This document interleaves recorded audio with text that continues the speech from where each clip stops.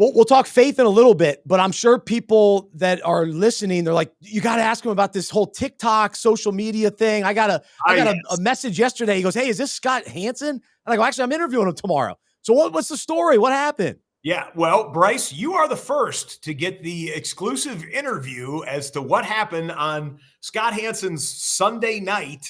I'll start the story by saying everyone is fine, at least to the best of my knowledge.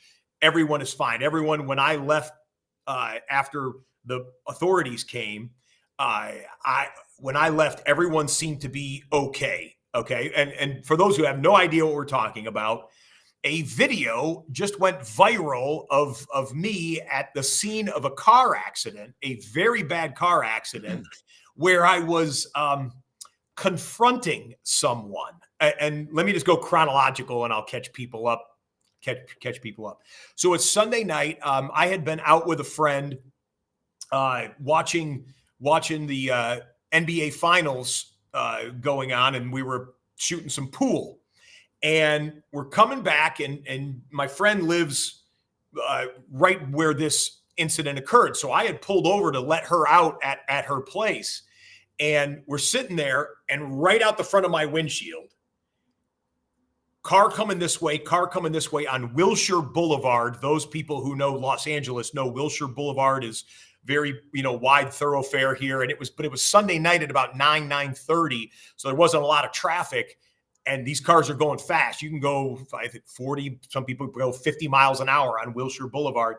Car coming this way. This car turned in front of this car too quick. Like, should have waited for them to go by, but didn't. Tried to go in front. Car hits them full speed. Gosh. Boom. Flips this car over. They lock their metal mangles. The front of this car is totally smashed. This car is totally smashed and flipped over. Happened right in front of us. Oh my God. And we're both like, yeah. And so I said, call 911. She was kind of shaking, just watching this. We were about maybe 40 yards away from it, right out the front of my windshield. So I grab my phone. I jump out of the car. I go, stay here. I start running. We were downhill. I start running up the hill a little bit, and I'm calling 911, and it's ringing, and I'm going up, and I brace myself. I mean, this might sound morbid, but I said, Scott, you're going up to help people, but brace yourself. You're about to see a dead body, is what I thought. Gosh. Because the way this collision was, Bryce, one of the worst I've ever seen. And I run up there, get 911. I tell them where we're at, what I saw happen. They said help is on the way. I hang up. I get up to the cars. I was the second person to get to the cars, the wreckage, and the first person's helping the people out. I'm helping them out. It was a woman and a guy, and they both were conscious. They both were in shock, but they both were conscious. I didn't see, there was no visible blood anywhere. They weren't screaming, "Oh, my arm," or anything like that. So we got them out of their cars. Got them separated to one side and the other side of the street, the sidewalk, getting everything reasonably under control. But I'm standing over the top of this wreckage waiting for the first responders.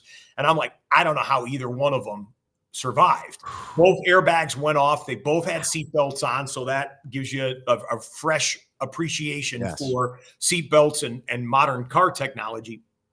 But the part that went viral is this part.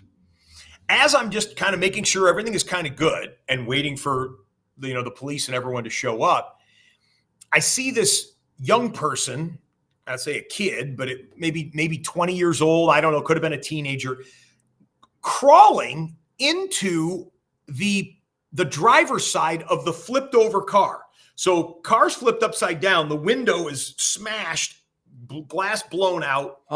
The door, fused shut from the wreckage, and he's crawling in, and I'm like, wait a minute, was he in the car and I didn't see when we were helping them out? Or was he in the accident? He's trying to get something in there. He steps out. He has a watermelon, a split watermelon in hand, pulls out his cell phone, and he's clearly making a video for social media and laughing about it. Like, oh, look at this wreckage and stuff.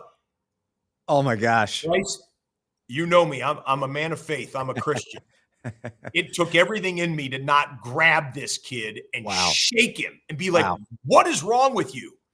As it was, I confronted him by being like, dude, what are you doing? You cannot be serious right now that you're doing a TikTok. And in that confrontation, because I didn't know if he was stealing something from the car. I mean, he certainly took the watermelon out, but I didn't know if he had taken anything else out. He was not part of the accident at all. He was someone that came up after the fact. I was angry with him, and I said, "Oh, you want attention? Stand by, because attention is on its way." I just called the cops, and the police are coming, and you'll get all the attention you need crawling into an area where 2 people could have died. Oh my goodness. And as soon as he heard the sirens, he took off. So that video, like, he was dressed like a wannabe influencer. Like, I literally didn't think that there were people that were like this. I mean, maybe I'm naive. Man. So sure enough, Tuesday, he posted it, and he doesn't have much of a social media following. I mean, like, he had like something like 300 followers, right? But because your boy was involved and somebody recognized me or my voice and was like, "Is that Scott Hanson?" Yeah. Told by a friend who really knows social media well that there's something like, within 24 hours, there were more than 10 million views of this video. And it wasn't anything like terribly confrontational. There was nothing physical. I didn't berate the guy, but I was just so disappointed. It was so disheartening. And I was just like, and by the way, Bryce, maybe this will transition us into faith too, is I've thought about this young man since who thinks, at least my impression of him, my 1-minute encounter with him, he probably thinks, like a lot of young people out there, maybe a lot of grown people out there, that life is about likes, and follows, and views, and popularity and fame. And I'll put all that in air quotes. And I feel like I want to reach out to him now that the dust has settled or is settling. I mean, Fox News picked it up, Sports Illustrated, TMZ, the New York Post, Barstool Sports, and every website that deals with sports seems to have run with this. Go figure. But I want to reach out to him now that the dust is settled, and he's undoubtedly never had an experience with something going viral before. And I think he thinks that's all he wanted in his life, was to make a viral video, right? To become Insta famous. I just want to talk to him and maybe just find out who he is and tell him a little bit about my perspective in life and about my perspective in fame as someone who has been on a slow slope of whatever level of stardom or fame, recognition now, because all that glitters is not gold. And I know you know that, Bryce, and I know that, but there are some people who need that type of lesson, or maybe need someone maybe a little older and wiser to help steer them on a path of, hey, there's nothing wrong with social media. There isn't. It's like there's nothing wrong with TV or the internet. It's man's application of that can get into diabolical realms.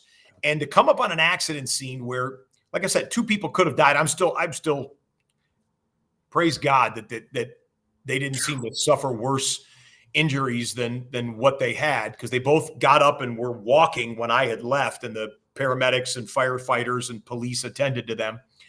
But it could have been deadly. It could have been deadly. And this individual's first thought was, let me get some followers, let me get some likes on this video. And I'm like, it's not social media that's bad. It's let's have some humanity as we try and go about our lives, making videos and posting them on social media feeds. Does that make sense? Wow. Yeah. Gosh, what an experience. Again, I'm glad they're okay. I'm glad you're okay. And it's crazy the things that go off on social media. It's another. I mean, to be very clear, I was not involved with the accident, except I was the second. I was an eyewitness and the second person who ended up getting to the wreckage. So, that was my involvement there.